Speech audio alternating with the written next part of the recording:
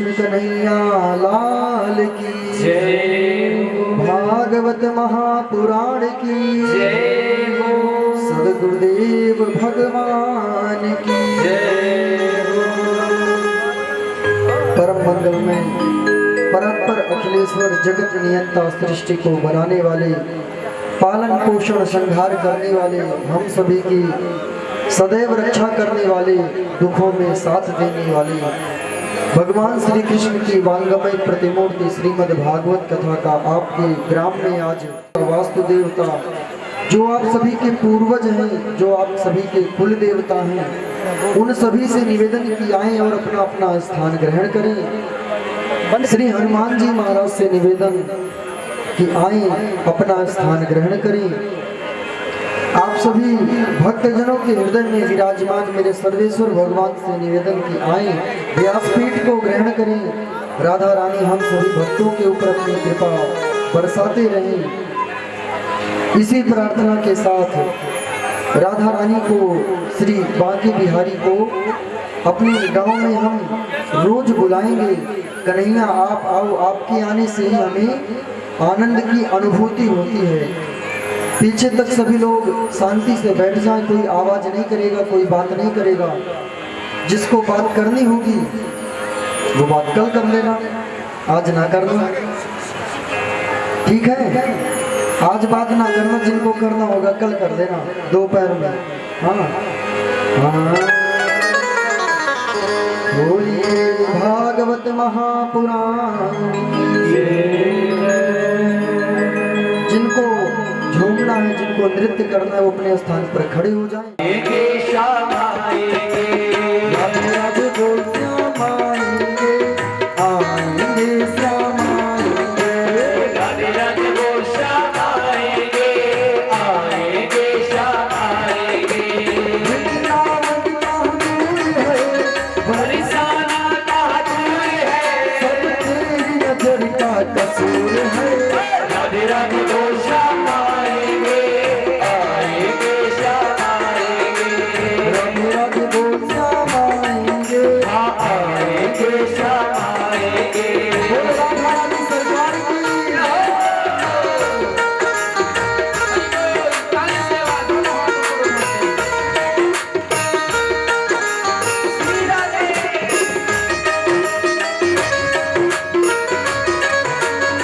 जय हो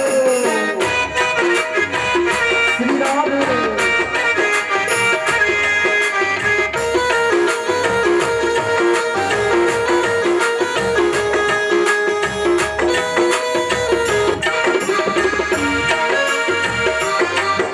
सभी दोनों हाथ उठा के ताली से गाओ।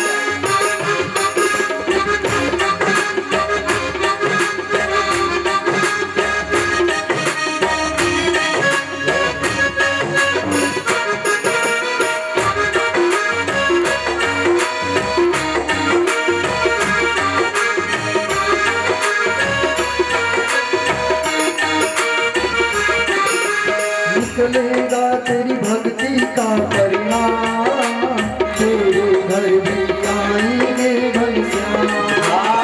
निकलेगा तेरी भक्ति का परिणाम, तेरे घर पे आएंगे घनश्याम। निकलेगा तेरी भक्ति का परिणाम, तेरे घर भी आएंगे घनश्याम। निकलेगा तेरी भक्ति का परिणाम, तेरे घर पे आएंगे घनश्याम। बस याद कर, फरियाद कर, बस याद कर, फरियाद कर। लालू जीवन बर्बाद कर, बीते दिन लौट न आएंगे।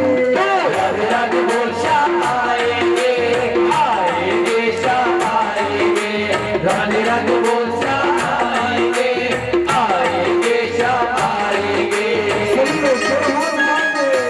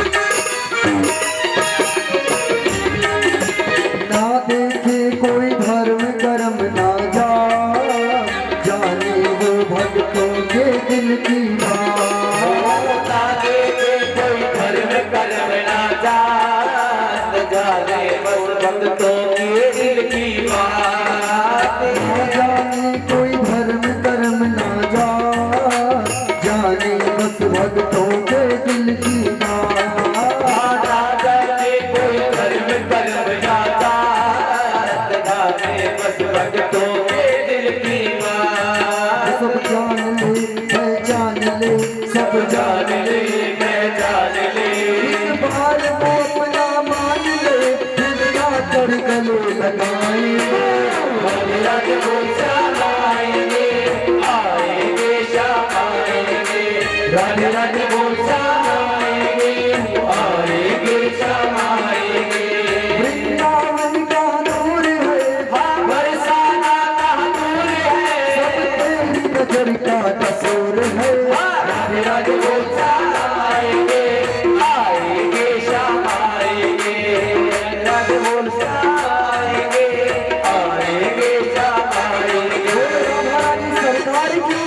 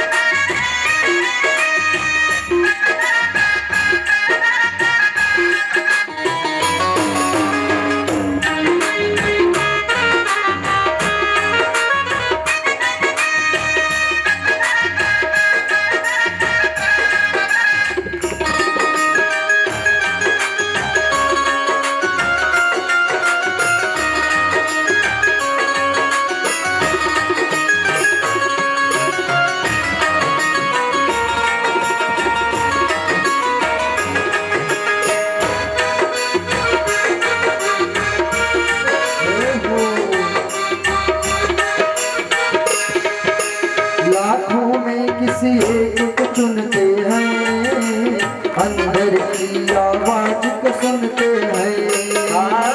लाखों किसी एक को चुनते हैं, अंदर की आवाज को सुनते हैं। लाखों में किसी एक को चुनते हैं, अंदर की आवाज को सुनते हैं। लाखों में किसी एक को चुनते हैं, अंदर की आवाज को सुनते हैं। सब जान ले, पहचान ले, सब जान ले, पहचान ले। एक बार वो अपना मान ले, फिर आकर गले लगाएंगे। राधे राधे बोल श्याम आएंगे, आएंगे श्याम आएंगे। राधे राधे बोल श्याम आएंगे, आएंगे श्याम आएंगे। राधे राधे बोल श्याम आएंगे, आएंगे श्याम आएंगे। वृंदावन का नूर है, वृंदावन का नूर है, सब तेरी नजर का कसूर है। राधे राधे बोल श्याम आएंगे, आएंगे श्याम आएंगे। राधे राधे बोल श्याम आएंगे, आएंगे श्याम आएंगे। अरे आएंगे श्याम आएंगे, आएंगे श्याम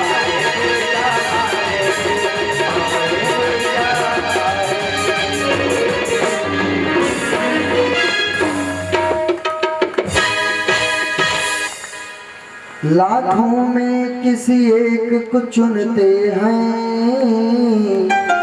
अंदर की आवाज को सुनते हैं। लाखों में किसी को चुनते हैं, अंदर की आवाज को सुनते हैं। भगवान किसी अकेले को नहीं, लाखों करोड़ों में किसी एक को चुनते हैं। आपके गांव में कथा हो रही है तो जिसके मन में ये विचार आया होगा, आपके गांव में बहुत लोग हैं लेकिन किसी एक के मन में, दो के मन में ही विचार आया होगा कि गांव में कथा होनी चाहिए, सबके मन में विचार नहीं आया। तो भगवान किसी एक को चुनते हैं और एक को चुन करके आप जैसे सैकड़ों की नैया पार कर देते हैं। भगवान आपकी नैया पार नहीं करेंगे? हाँ, आप लोग पार नहीं जाना चाहते? हाँ, कौन नहीं जाएगा? आप नहीं जाओगे, यहीं रहोगे। हाँ, भगवान लाखों में एक को चुनते हैं। जैसे पेड़ में आम के पेड़ में फल लगता है, पूरे पेड़ में केवल आम का फल लगता है, लेकिन सैकड़ों आम सैकड़ों घरों में जाते हैं। 100 आम के फल तो एक ही है आम का, लेकिन 100 फल हैं। उसी प्रकार गांव में एक मनुष्य के मन में विचार आएगा कि कथा करवाएं, और कथा होगी तो सैकड़ों मनुष्यों का उद्धार होगा। ऐसी भगवान की कृपा है। लाखों में किसी एक को चुनते हैं, अंदर की आवाज को सुनते हैं। लाखों में किसी एक को चुनते हैं, अंदर की आवाज को सुनते हैं। सब जान ले पहचान ले, सब जान ले पहचान ले। भगवान सब कुछ जान जाएंगे, भगवान को तो सब पता है, लेकिन जब आप अपने द्वारा बताएंगे ये नाथ हमारे जीवन में ये कष्ट है, तो भगवान क्या करेंगे आपको पता है। एक बार वो अपना मान ले, फिर आकर गले लगाएंगे। राधे राधे बोल श्याम आएंगे, राधे राधे बोल श्याम आएंगे, आएंगे श्याम।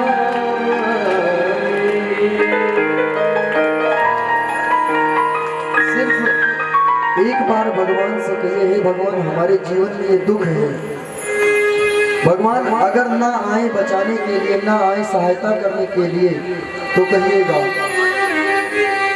भगवान तो आते हैं हमारी सहायता के लिए, लेकिन हमको लगता क्या है कि हमारे पड़ोसी ने हमारी सहायता करी है, हमारे रिश्तेदारों ने हमारी सहायता करी है। अरे निमित्त बना दिया है भगवान ने किसी को, करने कराने वाले तो वही हैं। मेरा आपकी कृपा से सब काम हो रहा है, करते हो तुम कन्हैया और मेरा नाम हो रहा है। मेरा आपकी कृपा से सब काम हो रहा है, भगवान की कृपा से हो रहा है। भगवान ने किसी को निमित्त बना दिया आपकी सहायता के लिए, तो अभिमान नहीं पालना चाहिए। ये तो हमने कर दिया, हमारी वजह से हो गया। कितने लोगों को ये अभिमान होता है कि हमने खिला दिया तो तुमने कर लिया, खा लिया, हमने ला करके दिए होते तो तुम भूखे मर जाते। आप लोग बताओ, सुनो तो सब बातें कर रहे हैं, कोई क्या कर रहा है पता है आपको? देख रहा है पड़ोसन ने ज्यादा सुंदर सूट पहन लिया, हमारा थोड़ा फीका है, कल हम इनका डबल पहन के आएंगे। हाँ, इनका थोड़ा दुपट्टा अच्छा नहीं है, दुपट्टा ये वाला पहन के जाओ। अच्छा, नाम लेने से कल्याण तो होगा, लेकिन कैसे कल्याण होगा ये भी बताओ। बताओ, नाम लेने से कल्याण होगा तो कैसे कल्याण होगा? कोई उदाहरण बताओ, हम बताएं। जैसे आप अपने घर में सो रहे हो, बढ़िया दरवाजा बंद करके एसी में पड़े हो, और मैं आऊं या कोई आए आपका दरवाजा खटका के आपका नाम पुकारे, भैया सुनते हो? अरे बहन सुनती हो? एक बार ही पुकारेगा, 2 बार पुकारेगा, तीसरी बार आप दरवाजा खोल के आएंगे कि नहीं आएंगे? क्या बात है, क्यों बुला रहा है? कितने लोग कहते हैं कि आएंगे? हाथ उठाओ। जब हम इंसानों को पुकारते हैं तो इंसान सुनते हैं। अरे वो तो भगवान है, हम पुकारेंगे तो भगवान भी सुनेंगे। बस पुकारने की देर है, हाँ पुकारने की देर है। इसलिए ये चौपाई बाबा ने लिखी, कलयुग केवल नाम आधारा, सुमिर सुमिर नर उतरहि पारा। तो कितने लोग सवेरे सो करके उठेंगे तो ये नहीं कहेंगे कि अभी झाड़ू लगानी है, अभी पोछा करना है, अभी किचन में रोटी बनानी है, चाय बनानी है, ये करना है, वो करना है। अरे सो करके उठो तो हाथ जोड़कर बोला करो, हे नाथ मेरे ऊपर आपकी इतनी कृपा है कि आज का दिन देखने का ये सौभाग्य हमको प्राप्त हुआ। ये भगवान की कृपा है। नहीं तो कितने सोते हैं ना तो सवेरे जगते नहीं है, रात को सोए सवेरे जगते नहीं है। एक पति पत्नी थे, दोनों प्रेम से रहते थे, दोनों में इतना प्रेम था कभी झगड़ा नहीं होता था। अगर पति कुछ कह दे तो पत्नी शांत हो जाती थी, चलो कोई बात नहीं आज गुस्से में है। और अगर पत्नी कुछ कह दे तो पति भी शांत रहता था, कोई बात नहीं। हमारी घरवाली है इसी का दिया खा रहे हैं, अगर ना बनाएगी तो फिर कहाँ से खाएंगे। हाँ, एक दिन क्या हुआ, पत्नी गई पड़ोसी के यहाँ, वहां देखा कि उनकी जो पड़ोसन थी उन्होंने सुंदर हार पहना था। वो पूछे कहाँ से लेकर के आए, बताई कि फलाने के यहाँ से आया है। वो भी गई अपने पति से जिद करने लगी कि आज ये लेकर के आना। पति ने कहा ठीक है, ज़्यादा तो है नहीं, बस 1-2 लाख का है, पैसे तो उनके पास खूब थे। वो गया अपने काम पर, रात्रि को काम से लौटा तो वो जिसके यहाँ पर काम करता था उन्होंने डांट लगा दी उसको। किसी काम को लेकर के, कोई काम वो नहीं कर पाया था, भूलवश उसको डांट लगा दी जिनके यहाँ वो काम करता था ऑफिस में। अब उसका दिमाग तो पहले तो बड़े अधिकारी की तरफ से खराब था और उसके दिमाग से ये बात उतर गई कि मेरी पत्नी ने हार लाने को कहा। अपने घर पहुंचा, जब घर पहुंचा तो दरवाजा खटकाया और अंदर से देवी जी आई, दरवाजा खोली, जलपान करवाई, पूछी हार लेकर के आए। पति ने कहा कि हम हार लेकर के तो नहीं आए, आज ऐसी ऐसी घटना हो गई। पत्नी ने कहा कि इतने दिनों बाद मैंने एक इच्छा व्यक्त की कि आप एक हार ला दो, वो भी भूल गए। वो भी भूल गए, ऐसे भूला जाता है। अरे जीवन में मैंने पहली बार कुछ मांगा था और मैंने अपने पड़ोसन को कहा था कि जैसे ही आज रात्रि को हार आएगा मैं आऊंगी दिखाने को। अब बताओ मैं उसके सामने क्या मुंह लेकर के जाऊं। पत्नी गुस्सा हो गई, चिल्लाने लगी अपने पति पर, चिल्लाने लगी, कभी झगड़ा ना करने वाली चिल्लाने लगी। उसका पति शांत होकर सुनता रहा, सुनता रहा, सुनता रहा। बाद में पत्नी ने कहा जाओ मैं आज तुमको भोजन नहीं दूंगी, जाओ सो जाओ, वैसे लेट जाओ, आज भोजन नहीं दूंगी मैं। तुम भूल गए ना मेरी बात को, आज भोजन नहीं मिलेगा। पति देव शांत थे, गए लेट करके सो गए। पत्नी भी गई अपना भोजन पानी करके, जो कार्य था उनका करके गई, वो भी लेट गई। सवेरे सो करके उठी, उठने के बाद सोची कल रात को मैं ज्यादा गुस्सा कर दी अपने पति पर, जाती हूँ कुछ इनके लिए अच्छा सा नाश्ता इनकी पसंद का बना के ले आती हूँ। वो गई रसोई में, 1 घंटे बढ़िया मटर पनीर की सब्जी, पूड़ी, हलवा, गाजर का, जो जो उनके पति को पसंद था सारी चीजें बनाई। बना करके जहाँ पर भोजन करते थे जिस टेबल पर रख करके गई अपने पति को जगाने के लिए। पैर पकड़ के पहले जा करके अपने पति के चरण को स्पर्श के अपने माथे से लगाई, लगाने के बाद जगाया अपने पति को, हिला रही है जोर जोर से, उठिए चलिए भोजन करिए। लेकिन आज वो समय आ गया कि अब दोबारा उनके पति कभी जीवन में सो करके नहीं उठेंगे। उनके पति रात्रि में ही भगवान के धाम को चले गए। इसलिए कहा जाता है कि कभी किसी से झगड़ा नहीं करना चाहिए, किसी बात को लेकर के अनबन ना करिए। सोते टाइम रात्रि को क्या पता किसका कब अंतिम समय हो, चाहे जो हो, हम भी हैं आप भी हैं, कभी झगड़ा ना करें। झगड़ा हो तो आपस में सुलझा लें। सोने के पहले, रात्रि को सोने के पहले आपके जितने झगड़े हों, जिनसे आपके दिन भर में झगड़ा हुआ हो, रात्रि को फोन करके उनसे थोड़ा 2 मिनट बातें कर लिया करो। क्या पता आपका अंतिम समय आ जाए, क्या पता उसका अंतिम समय आ जाए। समय किसी का इंतजार नहीं करता। हाँ, समय के पास भी इतना समय नहीं है कि वो आपको समय दे सके। इसलिए जीवन में कभी भी लड़ाई झगड़ा चाहे पति से, चाहे बच्चे से, चाहे पत्नी से नहीं करना। अगर हो जाए कोई अनबन तो कोई बात नहीं, आप अपनी पत्नी से झगड़ा कर लो, पति से झगड़ा कर लो, बच्चे से झगड़ा कर लो, खूब झगड़ा कर लो, लेकिन झगड़ा करने का परिणाम क्या होगा आप बताओ। क्या झगड़ा करके आप अपने पति को अपने जीवन से निकाल दोगे? बोलो, नहीं निकालोगे। फिर से वो जो लेकर के आएंगे उसी में आपका हक है, तो फिर झगड़ा क्यों करना।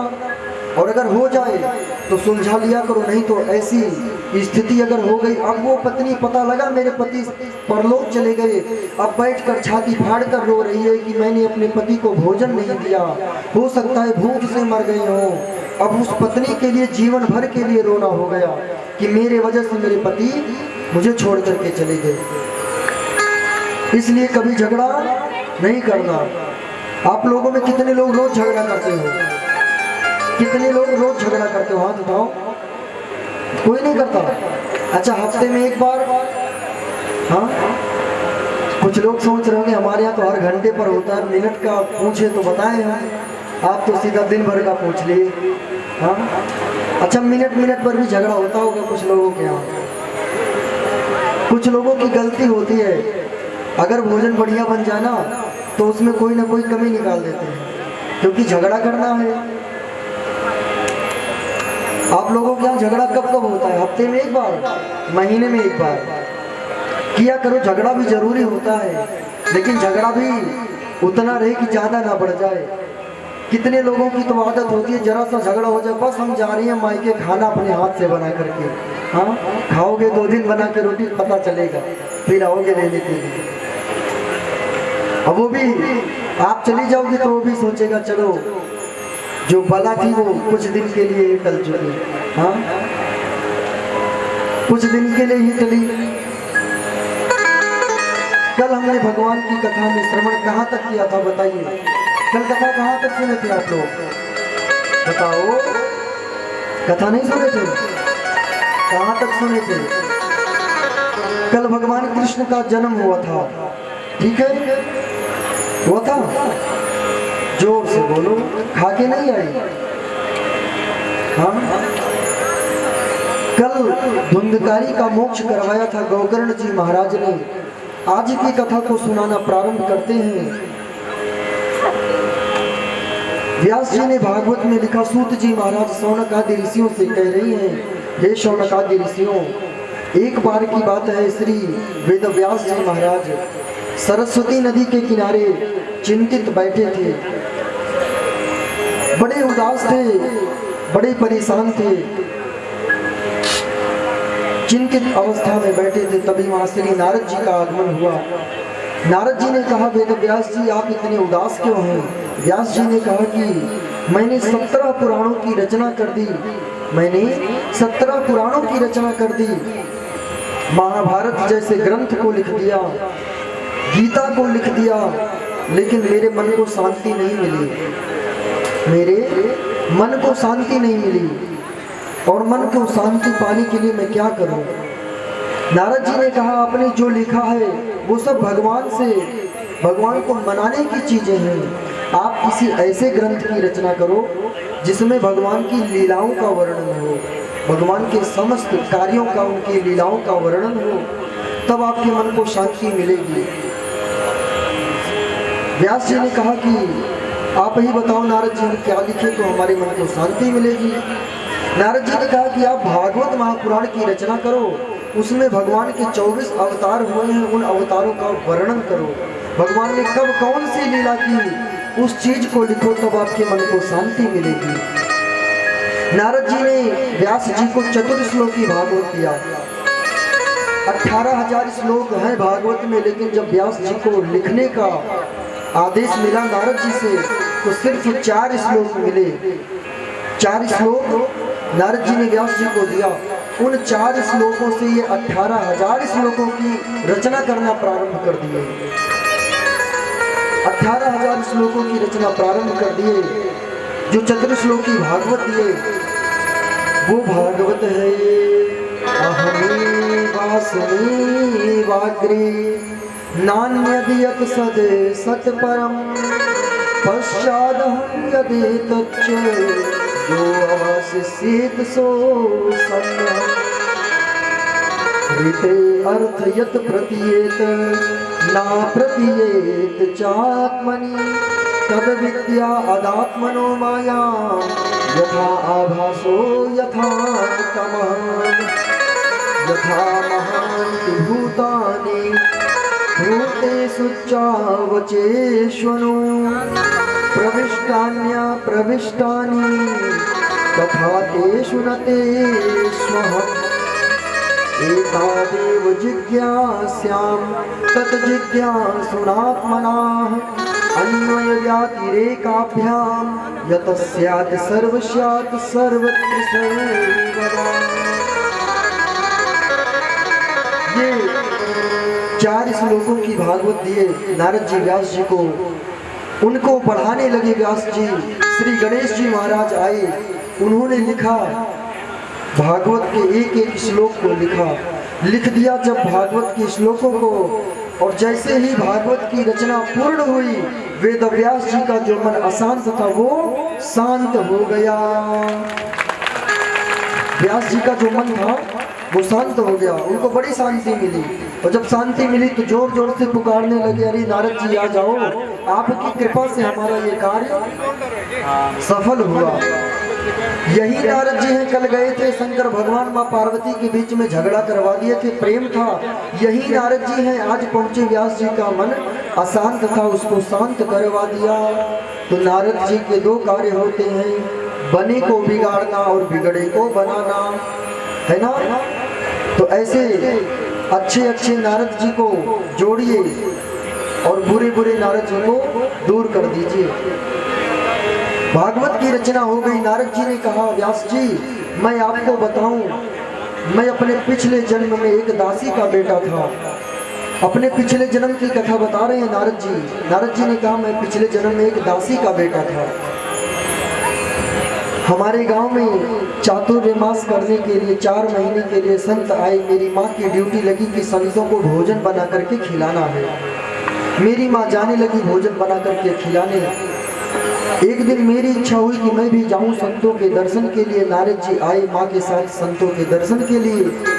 अब संत भोजन करके जब लेट जाते, तब नारद जी छोटे से बालक क्या करते, संतों के जूठे भोजन को, जूठी प्रसाद को खाने लगे। उनकी माँ बर्तन धोती तो नारद जी संतों के चरणों को दबाते और पूछते, हे संत महात्मा, आप हमें भगवान की कथा सुनाइए।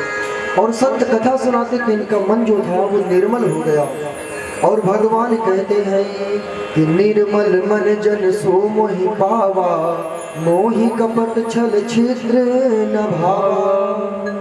निर्मल मन जन सो मोहि पावा, मोहि कपट छल छिद्र न भावा। भगवान कहते हैं कि यदि आपका मन निर्मल है तो मैं आपको अपने हृदय से लगाऊंगा, और अगर आपका तन सुंदर है लेकिन मन आपका सुंदर नहीं है तो मैं आपको हृदय से तो लगाऊंगा, लेकिन जो आपके दुख हैं वो दुख आपको भोगने पड़ेंगे। अब कितने लोग ये सोच रहे होंगे कि भगवान की कथा सुनेगा जो वो भी मरेगा, जो नहीं सुनेगा वो भी मरेगा। हाँ, जिसके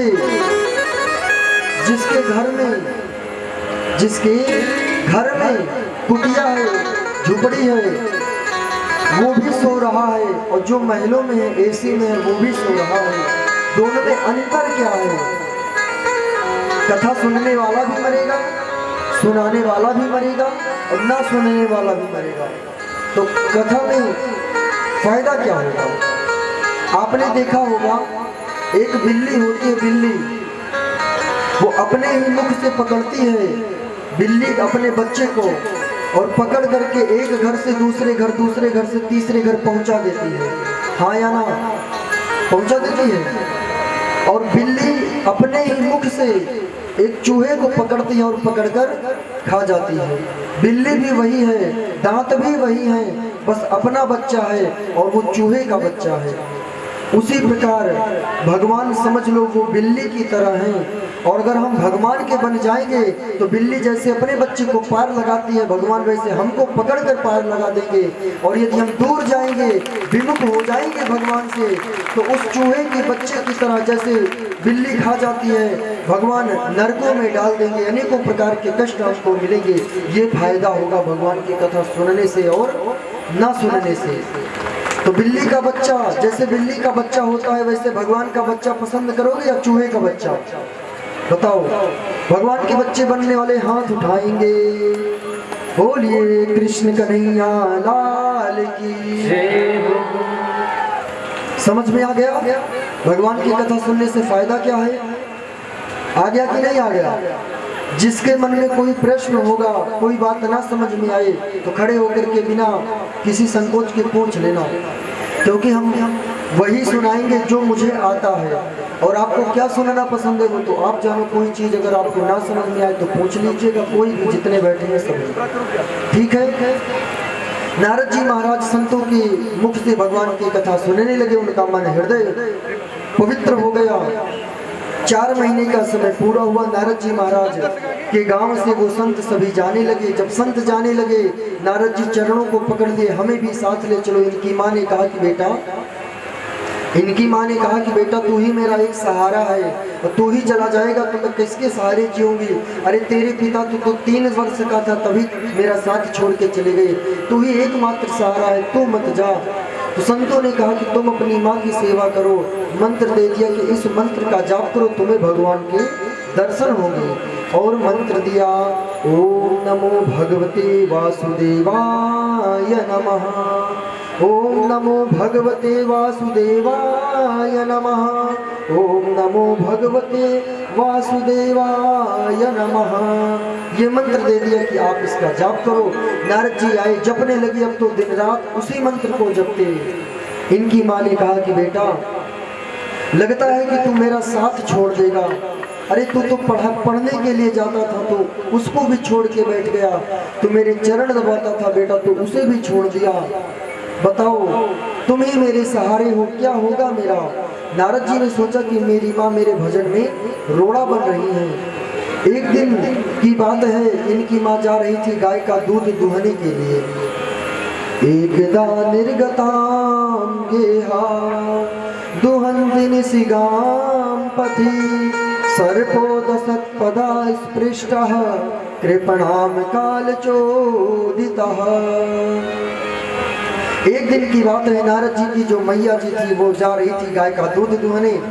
अचानक रास्ते में एक सांप के ऊपर इनकी माँ का पैर पड़ा। सांप ने इनकी माँ को काट लिया। इनकी माँ की मृत्यु हो गई। जब इनकी माँ की मृत्यु हो गई, नारद जी आए, जोर जोर से रोने लगे। पूरे गांव वाले आए, सबने कहा कि नारद जी, सबने कहा बेटा अपनी माँ का अंतिम क्रिया जो होती है, तेरहवीं इत्यादि, इनको अग्नि प्रदान करो, यही पुत्र का धर्म होता है। नारद जी पहले तो उदास थे कि मेरी जो माँ है ये मेरे भजन में रोड़ा बनती है, लेकिन जब माँ इनकी मर गई तो भी दुखी है कि एक माँ के सहारे जीते थे, वो माँ भी साथ छोड़ करके चली गई। अब तो सिर्फ भगवान का सहारा है, गोविंद सहारा तेरा है। नारद जी प्रसन्न हो गए, मैया नहीं अब तो खूब भजन करेंगे। नारद जी अंतिम क्रिया को करके वहां से 13वीं इत्यादि जंगल में चले गए और भगवान के भजन को करने लगे।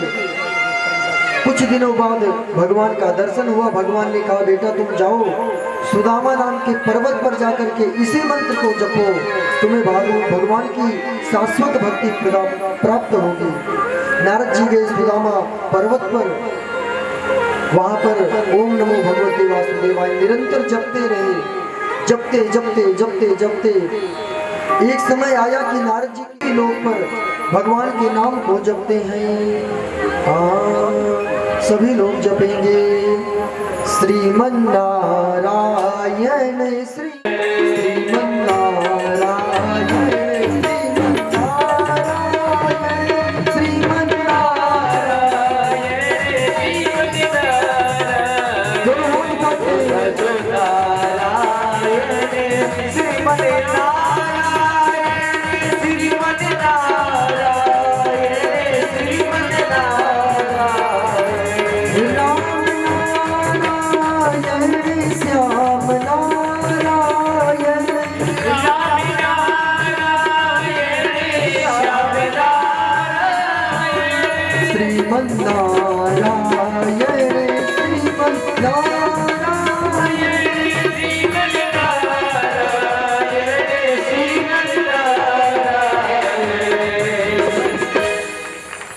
श्रीमन नारायण। बोलो, आप लोग बोलो, सभी लोगों की जोर से आवाज आनी चाहिए। बोलो, हम आगे बोलेंगे, पीछे आपको बोलना है, ठीक है। अब आवाज आनी चाहिए, कंजूसी नहीं। श्रीमन नारायण श्रीमन नारायण। आवाज नहीं आ रही। आप ये माइक बंद करवा देंगे ना तो भी यहाँ से कीर्तन करूंगा, सबको सुनाई देगा। और आप इतने हो फिर भी आवाज नहीं आ रही है। और जब तक आवाज नहीं आएगी जोर से तब तक आगे कथा हम नहीं सुनेंगे। हाँ, गाओ सभी लोग श्रीमन नारायण श्रीमन।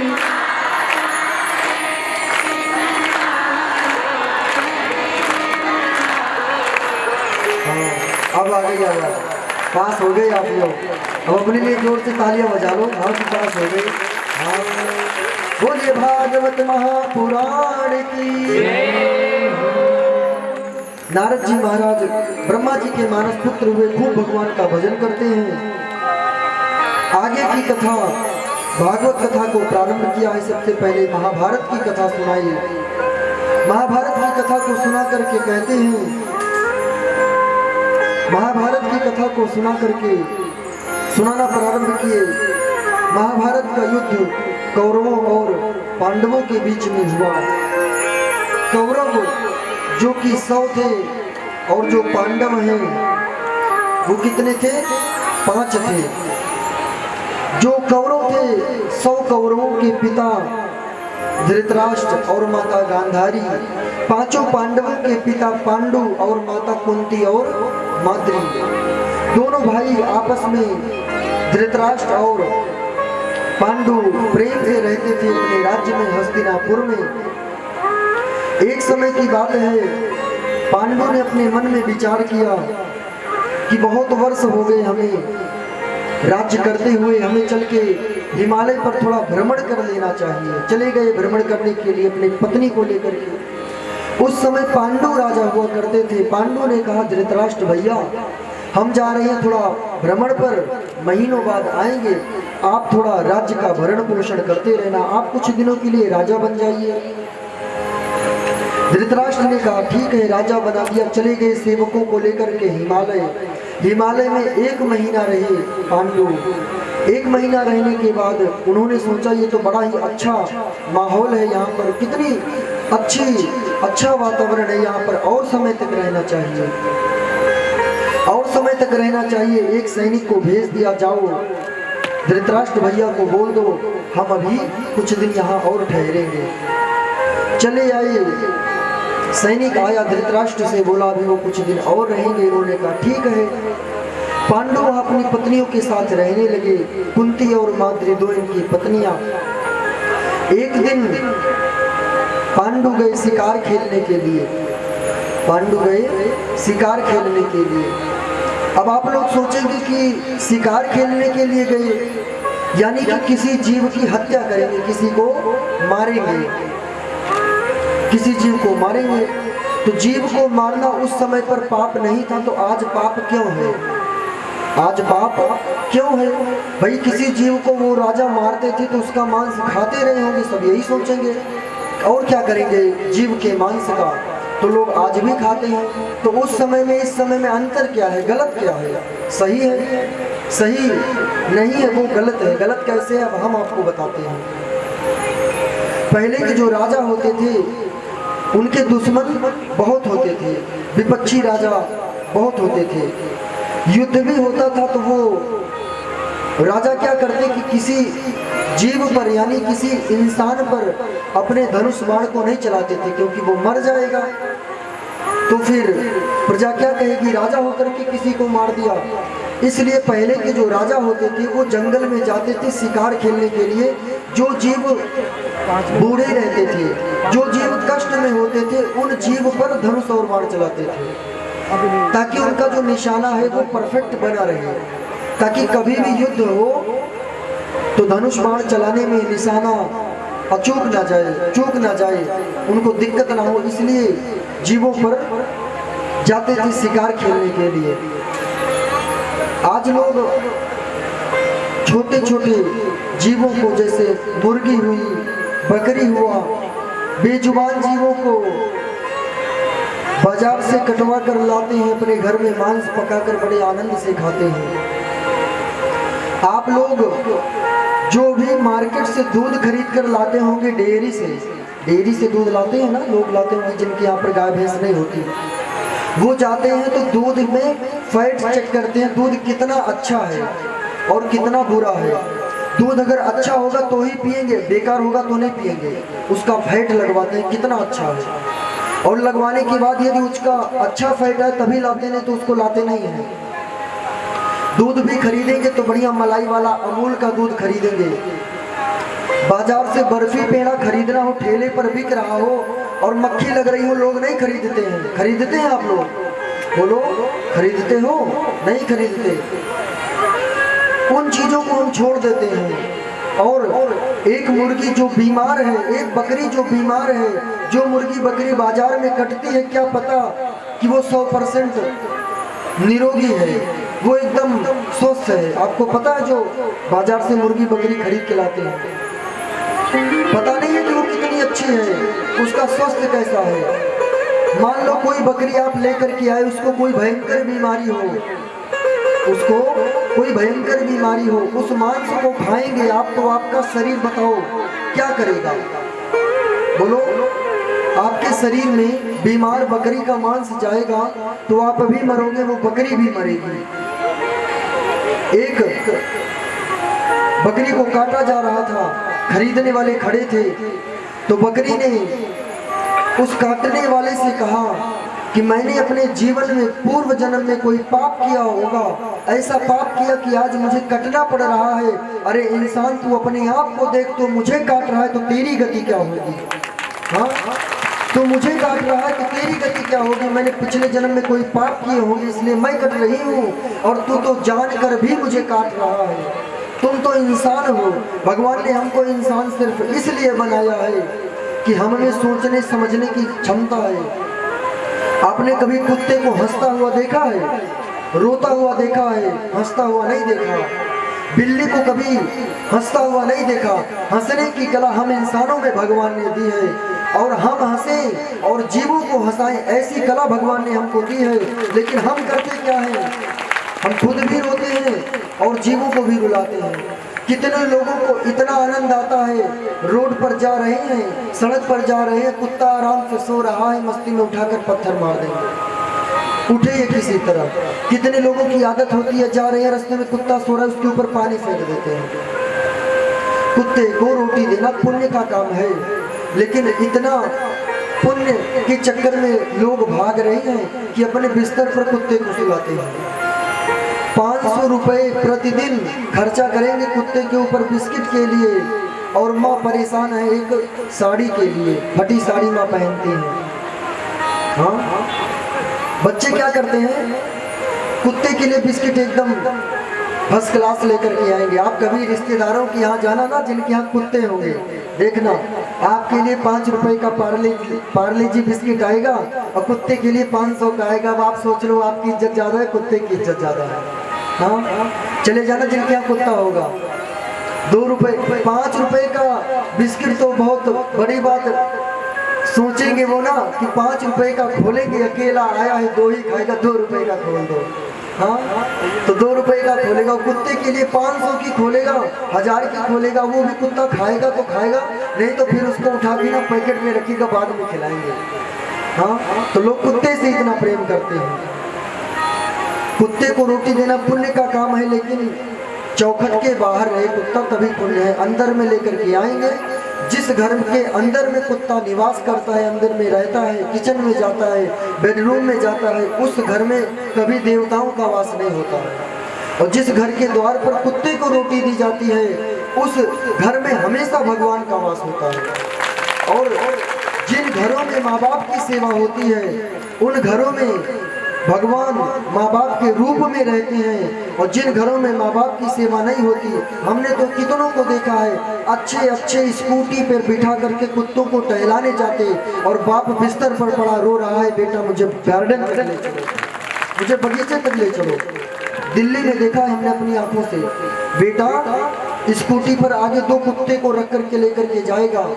कुत्ते के लेटरिन को साफ करने में इंसानों को शर्म नहीं आती। और पिताजी अगर मल त्याग दे बिस्तर पर, बूढ़े हो गए हैं तो कहेंगे तुम तो बूढ़े हो गए हो, यहाँ पर कर देते हो, तुम्हें तो लेटरिन बाथरूम में जाना चाहिए। मतलब कुत्ते से इतना, कुत्ते की लेटरिन साफ करने में शर्म नहीं आएगी, लेकिन माँ बाप की लेटरिन को साफ करने में, बाथरूम को साफ करने में शर्म आती है। जरा याद करो उस दिन को, जिस दिन तुम छोटे से थे, 1 बार नहीं, 2 बार नहीं, 10-10 बार पेशाब करते थे पूरी रात में। लेकिन माँ इधर से उठाती उधर रखती, उधर से उठाती इधर रखती। पहले तो छोटी छोटी, जैसे आपके यहाँ बड़े बड़े बिस्तर होते ना, हमारे यहाँ छोटे छोटे बिस्तर बनाती थी माताएं, उसको हमारे यहाँ चटोलिया कहते हैं। आपके यहाँ क्या कहते हैं भगवान जाने, हमारे यहाँ चटोलिया कहते हैं। हाँ, छोटे छोटे बिस्तर को जब बच्चा पेशाब कर देता है, बच्चे को उठा करके कपड़ा बदल के आमिब मातरम। एक दिन ये अपने नगर में शिकार खेलने के लिए गए, प्रजा का हालचाल जानने के लिए।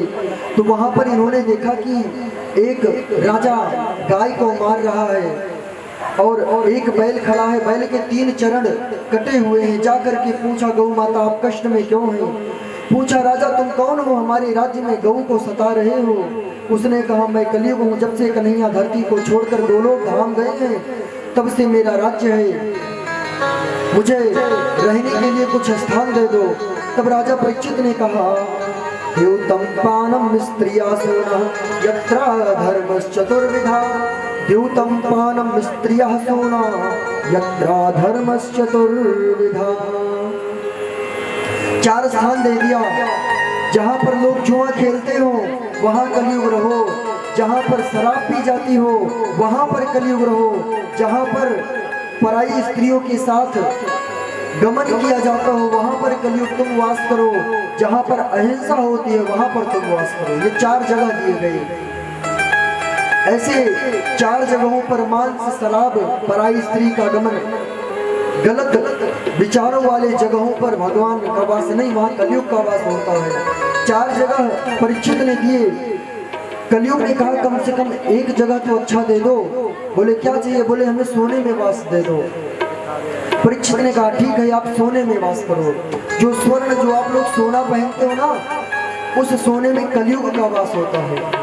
और कलयुग में और सोने में कृष्ण जी का भी वास होता है। भगवान कृष्ण का वास भी सोने में, कलयुग का वास भी सोने में। अब कौन से सोने में कलयुग का वास, कौन से सोने में कृष्ण का वास होता है, वो सुनो। जो आपकी मेहनत, खून पसीने की कमाई का बनाया सोना होगा उसमें भगवान कृष्ण का वास होता है। और जो बेईमानी के धन से आप स्वर्ण बनवाते हैं उसमें कलयुग का वास होता है। इसलिए अपने मेहनत के बनाए हुए धन से ही सोना, चांदी इत्यादि बनवाना। बेईमानी का धन ज्यादा दिन टिकता नहीं है। आपको पता है, जिन सब्जियों को इंजेक्शन लगाकर तैयार किया जाता है वो सब्जियां ज्यादा देर नहीं चलती हैं, खराब हो जाएंगी। और जो बढ़िया प्रकृति के द्वारा तैयार की जाती है वो थोड़ा 2-4 दिन ज्यादा तक चलती है। हाँ या ना? तो बेईमानी का धन समझ लो, इंजेक्शन लगाकर आप तैयार हो रहे हो, जल्दी खराब हो जाओगे। इंजेक्शन लगा करके नहीं, ईमानदारी और मेहनत की कमाई का खाओ, मेहनत की कमाई का बनाओ। 4 जगह कलयुग को दिए, 5वां ये दिए। ये अपने घर पर वापस आए और उत्सव आया, कोई दिवाली इत्यादि का त्योहार, पूरे अपने घर की सफाई करवाई, खजाने को खुलवाया। 5 पांडवों ने, कंस के ससुर जी, यानी जब भगवान ने कंस को मार दिया, इनकी पत्नियां चली गई पिताजी जरासंध के पास। तब जरासंध से भगवान ने युद्ध किया, उनका मुकुट भी भैया ला करके रखे थे। वो बेईमानी का मुकुट था, जरासंध बेईमानी से बनवाया था। परीक्षित ने उसे अपने सर में धारण किया, चले गए शिकार खेलने के लिए। शिकार खेलते खेलते इनके सैनिक पीछे रह गए, ये आगे चले गए। जाकर के एक समीक ऋषि की कुटिया इनको दिखाई दी, पीछे सैनिक छूट गए। सवेरे का समय 4 बज गया, इनको भूख प्यास बड़ी लगी थी। गए कुटिया में, ऋषि से बोले कि मुझे जल दो, भोजन दो। ऋषि तो भगवान के ध्यान में थे, वो नहीं सुने। परीक्षित अपने धनुष से एक मरे हुए सर्प को उठाए और उठा करके समीक ऋषि के गले में डाल दिए और वहां से अपने घर चले आए। जब घर चले आए, अपने मुकुट को उतारा, तब इनको याद आया कि मैं तो संतों के चरणों को धुल करके पीने वाला परीक्षित आज संत का अपमान कैसे कर दिया। रोने लगे घर में बैठकर। उधर समीक ऋषि के शिष्यों ने देखा कि ये गुरु जी की ये हालत, दौड़े दौड़े गए। समीक ऋषि के बेटे श्रृंगी ऋषि जो कौशिकी नदी में स्नान कर रहे थे, जाकर के बोले कि ऐसा ऐसा हो गया। समीक ऋषि उसी कौशिकी नदी का जल अपने हाथ में लिए लेने के बाद पूछा आप क्यों आए हैं? चारों ने कहा कि आपकी मृत्यु 7 दिन में होने वाली है, अपनी मुक्ति का कोई उपाय कर लो। परीक्षित को पता चला 7 दिन में मर जाऊंगा। परीक्षित बड़े प्रसन्न हुए, जोर जोर से हंसने लगे, बहुत मुस्कुराए। सबने पूछा क्यों हंस रहे हो? परीक्षित ने कहा कि मुझसे बड़ी कृपा भगवान की किसी के ऊपर नहीं होगी संसार में। बोले क्यों? बोले कि संसार के लोगों का 1 मिनट का भरोसा नहीं कि कब किसको मरना है। अरे भगवान की कृपा हमारे ऊपर इतनी है कि अगले 7 दिनों तक कोई मेरा बाल भी बांका नहीं कर सकता। इस बात का पता परीक्षित को चल गया। हाँ, बड़े प्रसन्न हुए। 1 मिनट में विचार किया, बड़े बेटे जन्मेजय को सारा राज्य भार दे दिया। बेटा तुम राज्य करो। पत्नी को छोड़कर पीला वस्त्र धारण किए और शुक्रताल पहुंच गए।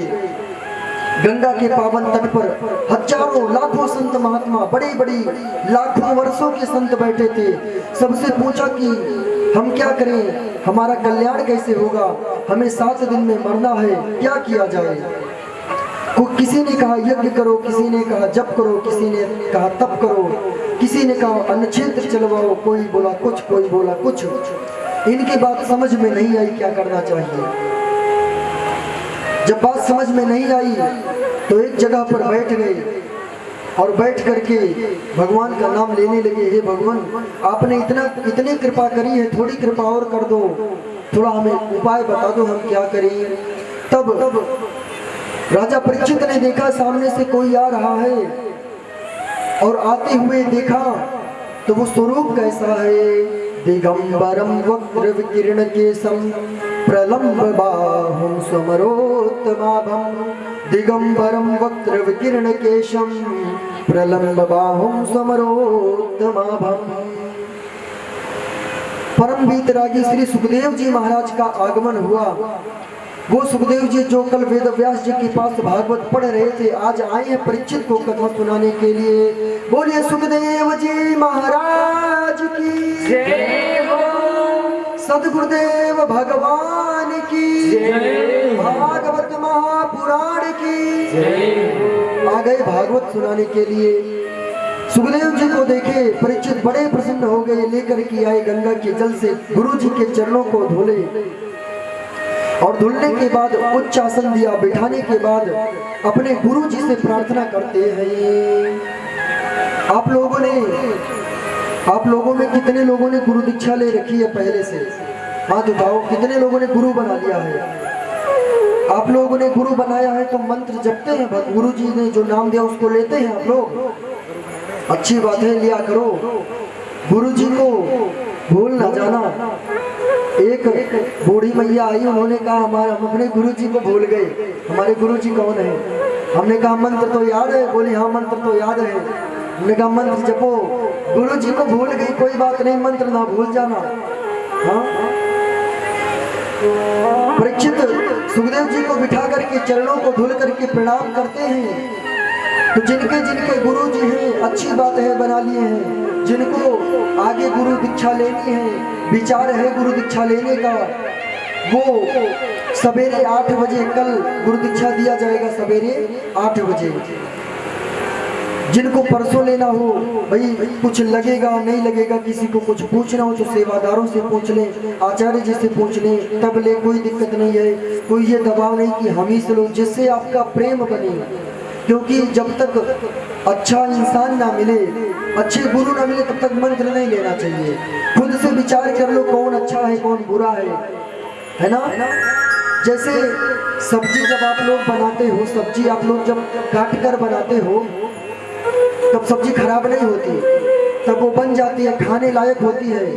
लेकिन कुछ समय बाद वो सब्जी बेकार हो जाती है। हाँ या ना? रखे। तो वैसे ही आपको यदि अपने यदि गुरु बना लिया किसी को, बाद में वो गलत मार्ग पर चले गए, भटक गए, तो उसमें आपका कोई दोष नहीं है। गुरु जी गलत कर गए कोई बात नहीं, लेकिन जो गुरु जी ने मंत्र दिया वो तो भगवान का नाम है, उसको आप लोग जपो। तो जिनके गुरु जी हैं, गुरु जी को याद रखो। जिनको गुरु दीक्षा लेनी हो वो सवेरे 8 बजे आ जाएं, और जिनको परसों लेना हो, नरसों लेना हो, वो अपना नाम लिखवा दे, भाई हम लेंगे, वो सवेरे 8 बजे आ जाएंगे। जो जोड़े से है वो जोड़े से ले, जो बिना जोड़े के हैं वो बिना जोड़े के ले। जिनका बच्चा 5 वर्ष 7 वर्ष का है उसको भी गुरु दीक्षा दिला सकते हैं। सारे नियम को नहीं कर सकता कोई बात नहीं, लेकिन उसके अंदर में संस्कार आएंगे, भगवान की कथा सुनेगा। जिसने आपकी गाय होती ना गाय, उसको यदि आप खूंटे से बांध दोगे तो जितनी बड़ी रस्सी होगी उतनी ही दूर में वो जाएगा, उससे ज्यादा नहीं जा सकता। उसी प्रकार छोटे बच्चों को छोटे से ही नाम मंत्र दिलवा कर खूंटे से बांध दो, ताकि संस्कार रूपी खूंटे से बंध करके वो बच्चा कहीं गलत मार्ग में विचलित ना हो जाए। इसलिए बच्चों को संस्कार और गुरु दीक्षा दिलवाना छोटे बच्चों से ही चालू कर दो। हाँ, तो सभी का पैर दर्द करने लगा होगा, हाँ या ना? दर्द करने लगा? एक बार ही खड़े हो जाओ सभी लोग। हाँ हाँ, जो चाय पीने हो बैठ कर चाय पिए, कोई दिक्कत नहीं है। सतगुरु मैं तेरी पतन, सतगुरु मैं तेरी पतन, सतगुरु भगवान की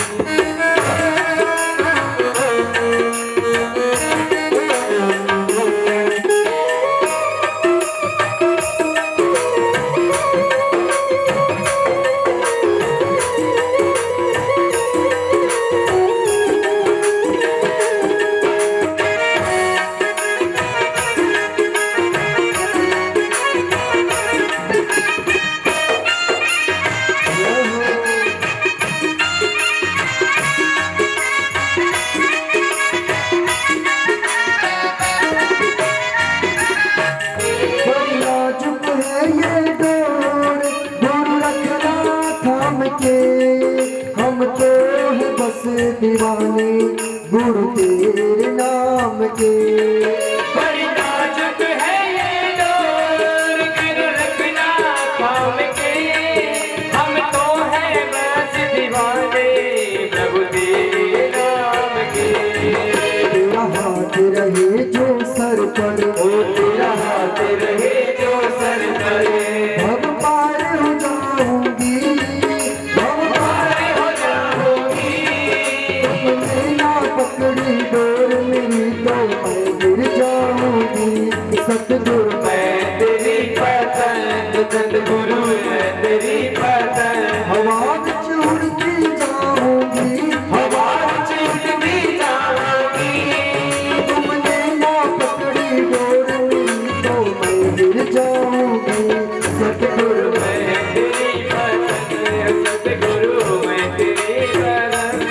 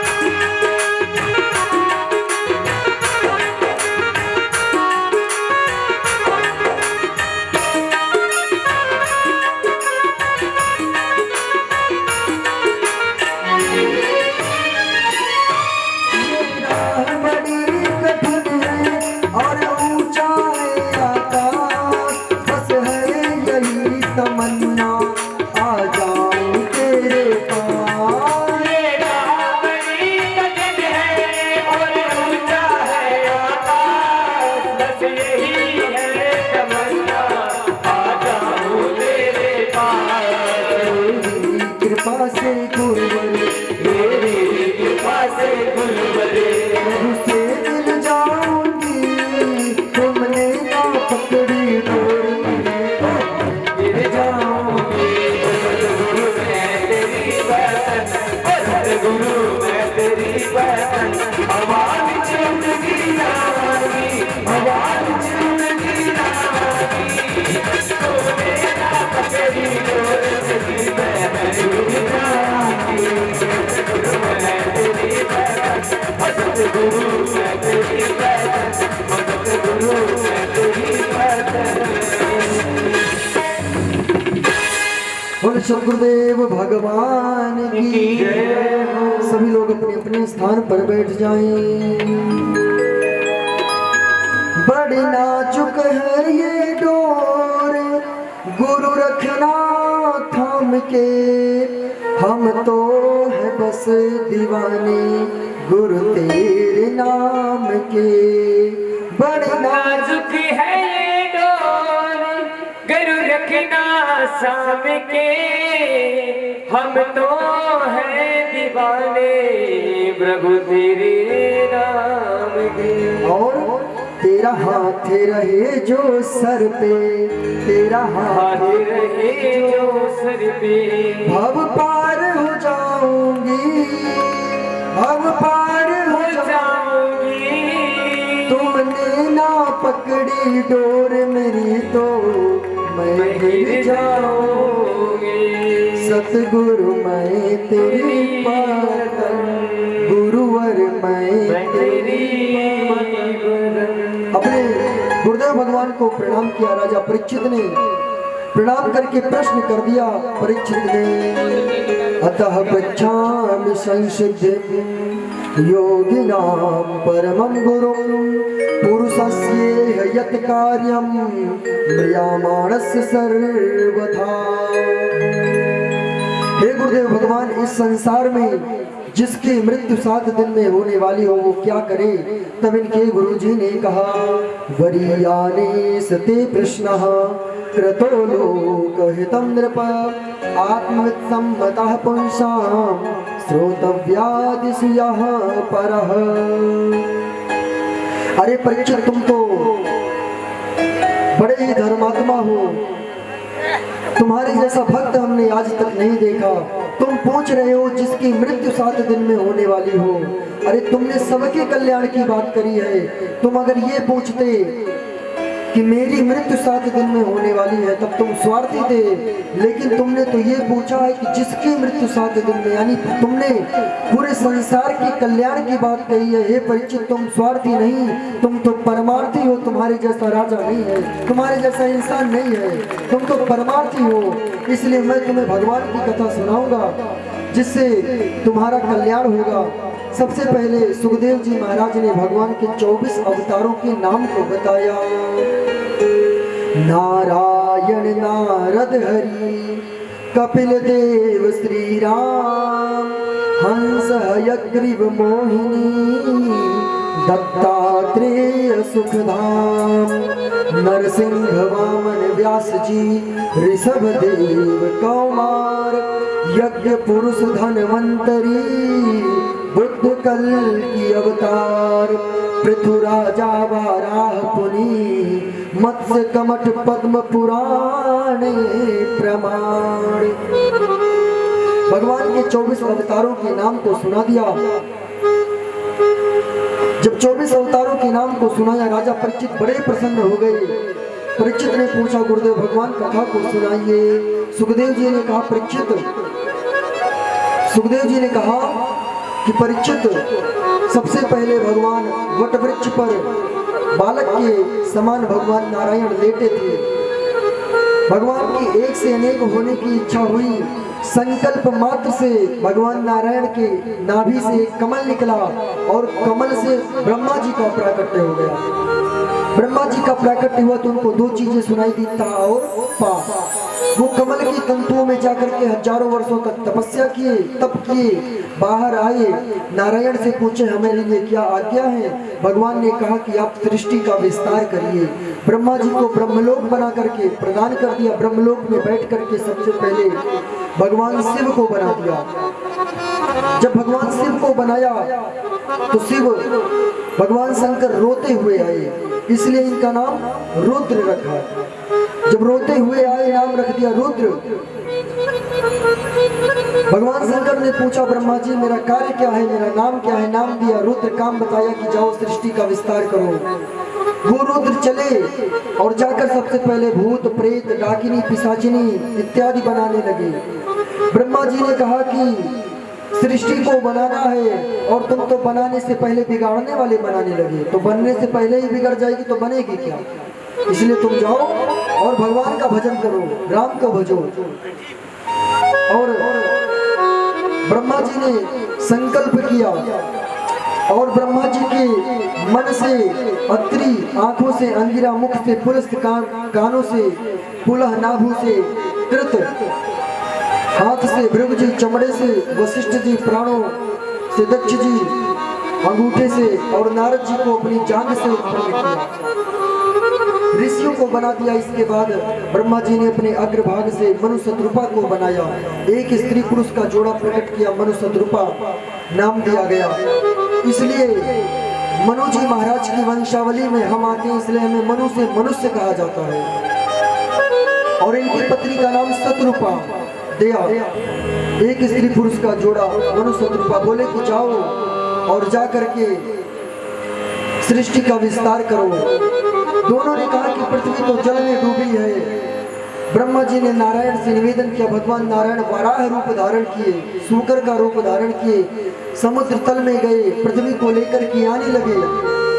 वहां पर हिरण्याक्ष मिला, भगवान से युद्ध हुआ, भगवान ने उसका उद्धार किया, पृथ्वी को ला करके स्थापित किया। वाराह भगवान ने बोले वाराह भगवान की, वाराह भगवान ने पृथ्वी को स्थापित किया। मनु शत्रुपा आए, हजारों वर्षों तक भगवान का भजन पूजन चिंतन तपस्या इत्यादि किए। इसके बाद गृहस्थ आश्रम में प्रवेश किए। जब गृहस्थ आश्रम में प्रवेश किए तो सबसे पहले इनके यहाँ 3 कन्याएं हुई, आकुति, देवहूति और प्रसूति नाम की 3 कन्याएं।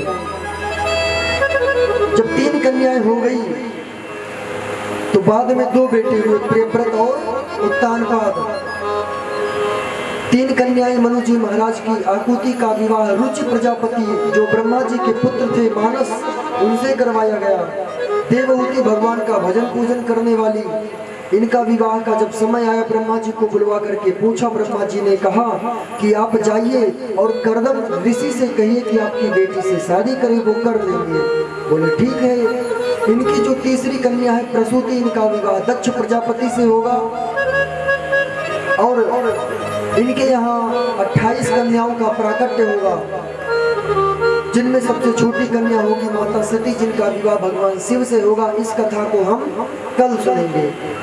आज की कथा में पहले देवहूति की कथा हम विस्तार से सुन लेते हैं। आगे भगवान शिव की, जो भगवान शिव का विवाह था ना, वो आज होना था, लेकिन आज शंकर भगवान समाधि ले लिए। सुबह सुबह फोन आया हमारे पास कैलाश से, जब समाधि लिए शादी आज ना करवाइयो, कल करवाइयो। हाँ, हमने कहा ठीक है, आज नहीं करवाएंगे, कल करवा देंगे। तो कल आ जाएंगे शंकर भगवान शादी करने के लिए, आज नहीं करवाएंगे शादी, क्योंकि वो आज समाधि में है। समाधि से जगाना अच्छी बात नहीं है। कहीं अगर यहाँ पर आ गए गुस्से में तो यहाँ आधी तूफान, फिर पंडाल का पता नहीं चलेगा कहाँ चलेंगे, इसलिए जगाना अच्छी बात नहीं है। हाँ, तो देवहूति का विवाह का जब समय आया लेकर के गए कर्दम जी के पास। कर्दम जी से निवेदन किया, और कर्दम जी से जब निवेदन किया तो कर्दम जी ने कहा कि मैं विवाह कैसे कर लूँ, मैं तो संत हूँ। अरे मुझे तो भगवान का पूजन करना है, भगवान का भजन करना है, कथा कीर्तन करना है, मैं विवाह करके माया में नहीं फंसना चाहता। मनु जी महाराज ने कहा मेरी बेटी देवहूति ये भी भक्ति है, बहुत भक्ति करने वाली है, भगवान का भजन पूजन इत्यादि करने वाली है, इससे विवाह कर लो, आपकी सहायता ही हो जाएगी। दोनों का विवाह करवा करके विदा कर दिए। विदा करके लेकर के करदम जी गए। पहले तपस्या करने के लिए बैठ गए करदम जी। जब तपस्या करने के लिए बैठ गए, तपस्या करते करते हजारों वर्ष बीत गए। तपस्या से निकले तो सामने एक बूढ़ी औरत को बैठे देखा। पूछा, आप कौन हो? तब देवहूति ने कहा कि अभी 1000 वर्ष पहले हमारे पिता मनु जी ने आपके साथ हमारा विवाह करवाया था, हमें गृहस्थ आश्रम में जाना चाहिए। करदम जी ने कहा कि वो सरोवर देख रही हो, जाओ उसमें स्नान करके आओ।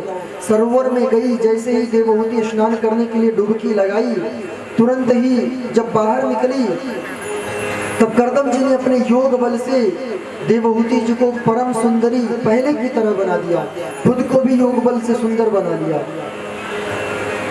योग बल से सुंदर बना करके अपने विमान में बैठ करके विमान को आकाश में ले जा करके 9 वर्षों तक विमान पर भ्रमण करते रहे।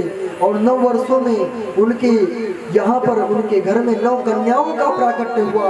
वो कन्याएं और कोई नहीं, स्वयं नवधा भक्ति के रूप में 9 कन्याएं आई। श्रवणं कीर्तनं विष्णु समरणं पाद सेवनम अर्चनम वंदनम दास्यम सख्यम आत्मनिवेदनम। नवधा भक्ति का दिव्य ज्ञान दिया। जब नवधा भक्ति का दिव्य ज्ञान प्राप्त हुआ, राजा परीक्षित बड़े प्रसन्न हुए। राजा परीक्षित प्रसन्न हो गए। बोले कि हे गुरुदेव भगवान, मेरा जो मन है निर्मल हो रहा है। देवहूति मैया भगवान का भजन पूजन करने वाली, प्रतिदिन सवेरे सो करके उठती तो उठने के बाद सबसे पहले भगवान का धन्यवाद देती, नहा धो करके तिलक करती। आप लोग तिलक लगाते हो कि नहीं लगाते हो? हाँ, कितने लोग तिलक लगा करके आज आए हैं? बताओ, हाथ उठाओ। जितने लोग लगाए हैं, जितने लोग तिलक आज लगा करके आए हैं, अच्छी बात है। उनके लिए तालियां बजाओ एक बार जोर से, जो लगा करके आए हैं।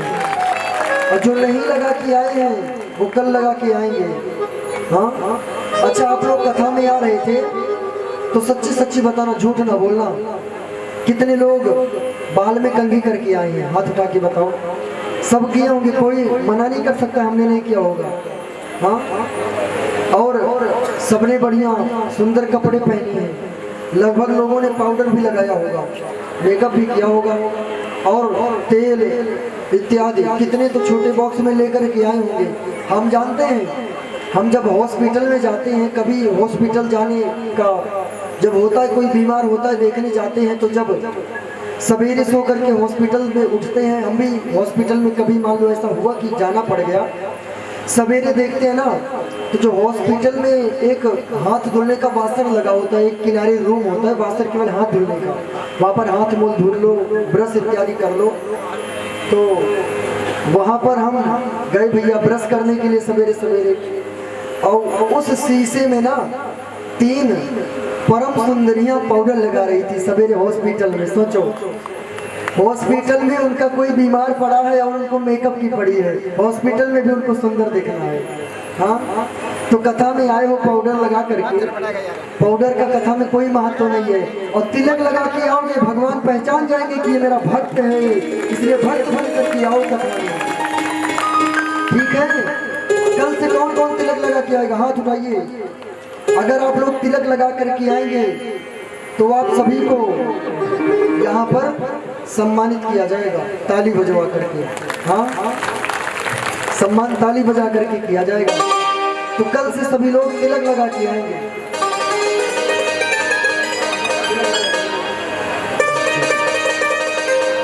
ठीक है, कल सभी लोग कल से तिलक रोज लगा के आएंगे। और तिलक अगर सर पे नहीं दिखा फिर अच्छा नहीं होगा। रोज लगा के आओ बढ़िया तिलक कथा में नहीं, सुबह सवेरे जब नहाओ पूजन करो तब भी लगाया करो। गर्मी है, पसीने में बह जाए कोई बात नहीं, फिर भी लगाया करो। हाँ, लगाना नहीं छोड़ना। जैसे पसीना होता है ना, तो पसीने साबुन से फेस वॉश से मुंह धुल करके तुरंत पाउडर मेकअप होगा, वैसे ही तिलक का मेकअप भी बराबर किया करो। राजा परीक्षित को जब इतनी दिव्य कथाएं सुनने को मिली, उनके यहाँ पर नवधा भक्ति 9 कन्याओं का प्राकट्य हुआ। और धीरे धीरे न वो बड़ी होने लगी। करदम जी ने कहा कि अब मैं तपस्या करने के लिए जाना चाहता हूँ। देवहूति मैया ने कहा कि आप चले जाएंगे तपस्या में, ठीक है, लेकिन ये जो 9 बेटियां हैं, इन बेटियों का विवाह कौन करेगा? या तो आप विवाह करवा के जाओ और या तो फिर आप कोई बेटा हो जाए तब जाओ। करदम जी ने कहा ठीक है। कुछ दिन और रुके। भगवान का एक दिन पूजन कर रहे थे, तभी भगवान नारायण प्रकट हो गए। भगवान नारायण ने कहा कहो देवहूति मैया आपको क्या चाहिए? मैया ने कहा कि चाहे तुम्हें समान सुत, हमें आपके जैसा बेटा चाहिए। भगवान ने कहा मेरे जैसा तो केवल मैं हूँ और आप हमारे जैसे को मांग कर, हमको डायरेक्ट ना मांग कर इनडायरेक्ट कह रही हो कि आपके जैसा। अरे मेरे जैसा मैं हूँ। धन्य हो देवहूति मैया जो आपने मुझे बेटे के रूप में मांगा। हाँ, मुझे बेटे के रूप में मांगा। भगवान ने कहा ठीक है, हम आपके घर बेटा बन करके आएंगे। धीरे धीरे समय आया, देवहूति मैया गर्भ से हुई और 9 महीने बाद उनके गर्भ से स्वयं भगवान के एक अवतार कपिल देव भगवान का प्राकट्य हुआ। बोले कपिल देव भगवान की जय हो। जब कपिल देव भगवान का जन्म हुआ, धीरे धीरे समय बीता, महीना 2 महीना 4 महीना बीता। करदम जी बोले कि अब हम जाएंगे भगवान का भजन करने के लिए, तपस्या करने के लिए। मैया ने कहा ठीक है आप चले जाइए। और इनका बच्चा धीरे धीरे बड़ा होने लगा। तभी ब्रह्मा जी आए और अपने 9 ऋषियों को लेकर के आए। नवदा भक्ति 9 कन्याओं का विवाह ब्रह्मा जी अपने मानस पुत्रों से करवा करके लेकर चले गए। अब इनके घर में देवहूति मैया और कपिल देव भगवान दोनों ही प्रेम से रहते हैं। राजा परीक्षित को जब इतनी कथा सुनी, इतनी भागवत सुन परीक्षित ने सुखदेव जी के मुख से, परीक्षित ने कहा सद्गुरुदेव भगवान, आज तो मुझे ऐसा लग रहा है कि स्वयं भगवान राम हमारे सर पर चढ़ के बैठे हैं। भगवान राम का हाथ मेरे सर पर है, उनकी कृपा को मैं अनुभव कर रहा हूँ। ये कथा कितनी निर्मल है, कितनी पावन है ये कथा। अरे अच्छा हुआ मुझे श्राप मिल गया, नहीं तो मैं इस कथा से वंचित रह जाता। कृपा करी है भगवान ने, राधा रानी ने, कथा जीवन में मिल रही है। परीक्षित ने कहा हाँ सभी लोग गाएंगे, खड़े तो हो जाते हैं जैसे मूर्ति। हाँ, और यहाँ से जाने के बाद कहते हैं महाराज जी तो झुमाते नहीं है कथा में। हाँ, शिकायत करते हैं लोग। 2-3 लोग हमको बोले महाराज जी कथा में आप नृत्य नहीं करवाते। हमने कहा हम तो गाते हैं, आप करते नहीं तो मैं क्या करूँ। हाँ, आप लोग खड़े हो जाओ, सभी लोग खड़े होंगे आगे से पीछे तक। आप लोग भी खड़े होंगे, सभी खड़े होंगे, कोई बैठा नहीं नजर आना चाहिए, सभी। और जिसके पास जो है उछल कूद करो, कुछ भी करो, बस शरीर हिलना चाहिए, ठीक है। बोल श्यावर रामचंद्र भगवान की जय हो। मेरे सिर पर सीताराम करना, मेरे सिर पर सीताराम फिकर फिर क्या करना, सीताराम फिकर फिर क्या करना, फिकर फिर क्या करना, फिकर फिर क्या करना, फिकर फिर क्या करना, फिकर फिर क्या करना, फिकर फिर क्या करना, फिकर फिर क्या करना, फिकर फिर क्या करना, फिकर फिर क्या करना, फिकर फिर क्या करना, मेरे सिर पर सीताराम फिकर फिर क्या करना।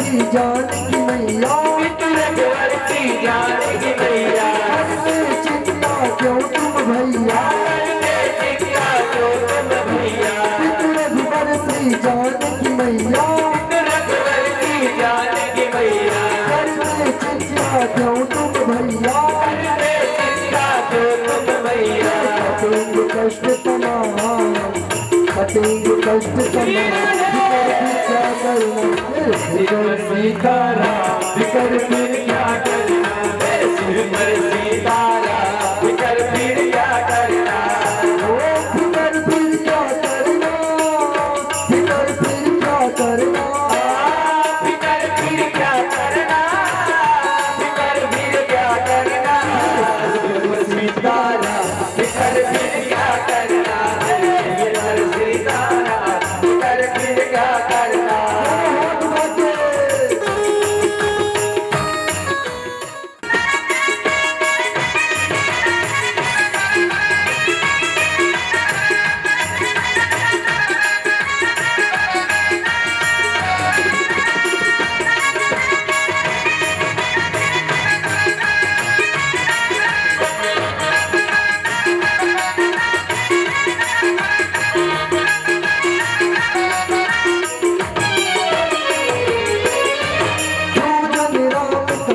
सत्संगी, जो जन राम कथा सत्संगी, जो जन राम कथा सत्संगी, जो जन राम कथा सत्संगी, उनके सहायक श्री बजरंगी, उनके सहायक श्री बजरंगी, जो जन राम कथा सत्संगी, जो जन राम कथा सत्संगी, उनके सहायक श्री बजरंगी, उनके सहायक श्री बजरंगी, अतुलित बल के धाम, अतुलित बल के धाम, फिकर फिर क्या करना, सिर पर सीताराम फिकर फिर क्या करना, सिर पर सीताराम, फिकर फिर क्या करना, सिर पर सीताराम फिकर फिर क्या करना।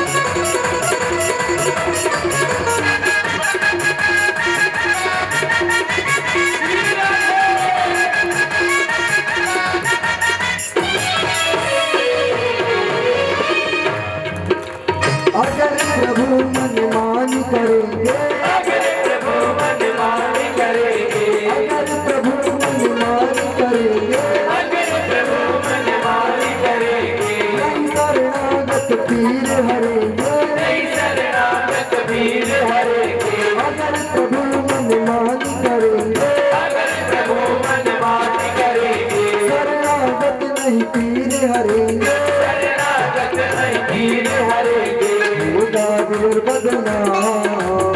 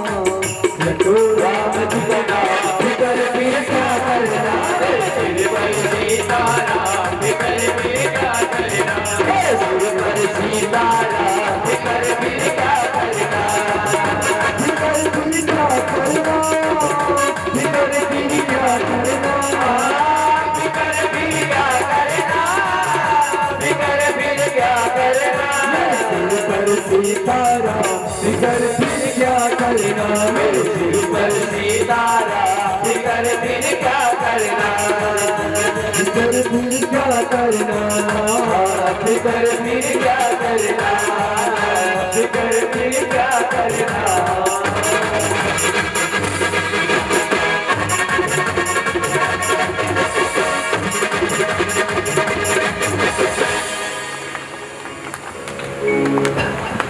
सभी लोग बैठ जाइए। हाँ सा करे तेरी मूर्ति, उतारो गिरधर तेरी आरती। मन में बसा कर तेरी मूर्ति, उतारो गिरधर तेरी आरती।